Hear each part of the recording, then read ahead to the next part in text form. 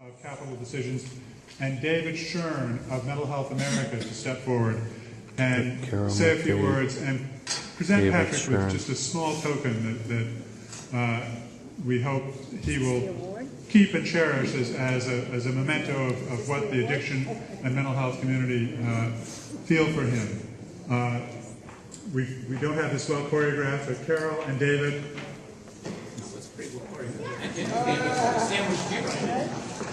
Hi everybody, I'm Carol McDade and I'm really pleased to be here tonight. And I have the honor on behalf of individuals in or seeking recovery from addiction and mental illness, and on behalf of the addiction and mental health organizations who helped put this event together tonight, to really help honor and celebrate all the work that Patrick has helped accomplish in the 16 years that he's been in Congress. And I have to share two quick stories, and then I'll turn it over to David. I'm a professional advocate in my day job, and I'm also Irish Catholic, so I'm a bit of a worrier. And I've spent more time, worked with Patrick a lot on issues, worked with him a lot on the Paul Wellstone and Pete Domenici Mental Health and Addiction Equity Act. And I should acknowledge before I go on here that Dave Wellstone, who also worked tirelessly to get this.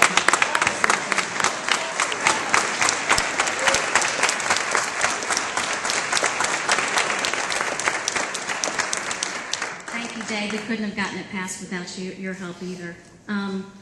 But I used to kind of sit outside Patrick's office a lot, waiting to meet with him, work on things. And he has this incredible office with all of these pictures. And I'm, the youngest kid too, and so I used to sit and think, oh my God, the pressure he must feel. One, I'm a worrier, a little neurotic. One has passed civil rights laws. His father's passed health care for all Americans. His aunt has started the Peace Corps. His other aunt has started the Special Olympics and helps all people who are disabled. On and on and on. And I used to think, oh God, the pressure he feels.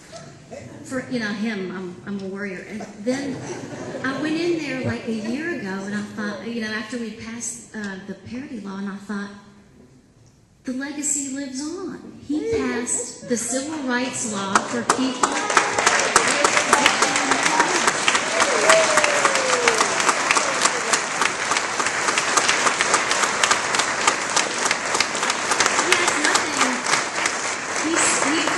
He filled the shoes in a really excellent way, and the legacy lives on, and as everyone else has said. The other thing that I saw him do, I kind of, in my job, I observe politicians, and I watched him in a way that, no offense to the other ones here, but he expended all of his political capital to get parity passed. And you heard the speaker say that it was the legislative feat of the century, and I watched him take a very stigmatized issue, which I'm sure some of his staff took him aside and said, hey boss, pick any other issue, but not this one. We're all in, but don't pick this one. So stigmatized, all the committee chairmen hated it, and he went all in, and what I watched him do was his political capital actually grew because he put his heart and soul and put his name and his face out there. And it was a really important lesson for me to not have to be really cautious, and I think for everyone in the room, that if you really care about these issues, and yeah, we're not Kennedys, but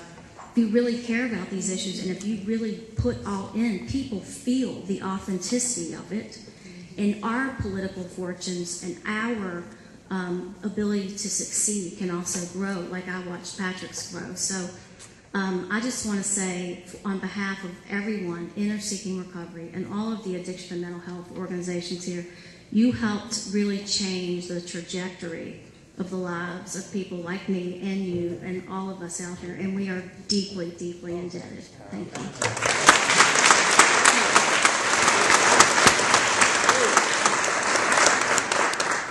Hi, I'd like to begin with a letter from someone who I think is known to many of us. It says, Dear Patrick, congratulations on your retirement from the United States House of Representatives. We in the mental health and substance use community will miss having you in Congress, but hope for you the best life has to offer as you embark on new ventures.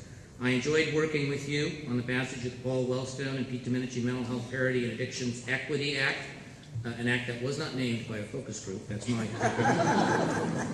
and appreciated your perseverance and commitment, resonating to what Carol was saying, in guaranteeing the rights of people with behavioral health conditions. Through your efforts, so many lives have been improved, and many more Americans now have access to mental health and substance use treatments that they need.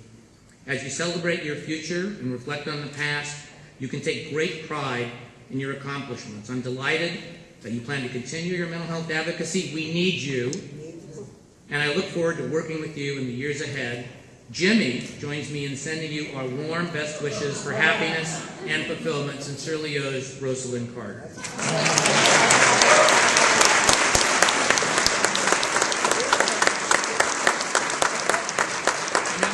kind of hard to follow all of those extraordinary accolades that Patrick so richly deserves. But I think the heart of the matter, and many people have talked about this, is that we've come to a tipping point. We may even be past a tipping point in a way, in terms of fully embracing these behavioral health issues, these mental health and addiction issues, as absolutely fundamental and essential to health. Senator Dodd talked about the fact that every family is touched by these illnesses. We now know that they're the great complicators in the treatment of other chronic illnesses. Because of Patrick's work, and Jim Gramstad, and many, many others, the Parity Act passed and got fully included on a unanimous vote in a committee in the Senate that I recall wasn't passing anything unanimously the night that bill was marked up. This principle was unanimously adopted into the Affordable Care Act, and that speaks volumes about where all of us have come in terms of our advocacy for these issues. We're at a new era. We're talking about people as whole people. We're talking about the ability for us to prevent and effectively treat diseases that cause more disability and burden of disease than any other class of illnesses in the United States. I know Patrick is in no way going to back away from these issues. In fact, as Tom and several other speakers, the speaker mentioned, he's looking at the next frontier. He's looking at the challenge of understanding these neurological disorders. And when we do, we'll understand an awful lot about the endocrine system. We'll understand an awful lot about the immune system. We'll understand an awful lot about the human being and the human body and the social environment in which that being and body develops. You know, we're with you, Patrick. We've been with you. My friend Ralph Ibsen is here. He used to be our legislative director. And Patrick approached Ralph and our colleagues at NAMI when we were wanting to work on the bill, and he said, would you mind doing like 20 public hearings around the United States in all these different congressional districts? That's all. And Ralph, of course, immediately jumped at the opportunity to do that, and later characterized that as the equivalent of organizing 20 weddings simultaneously, all of which were out of town. But we did it. We took the testimony. We built an incredible record in terms of the way people's lives are touched and destroyed because of discrimination with regard to these conditions. And now we have that legacy. And Patrick, I know you're enormously proud of that, but very much looking forward to the next challenge. So if you would come forward, my friend. All right.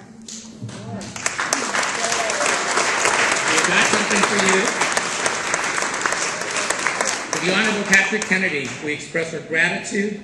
We must never forget that your highest appreciation is not to utter words, but to live by them. John F. Kennedy.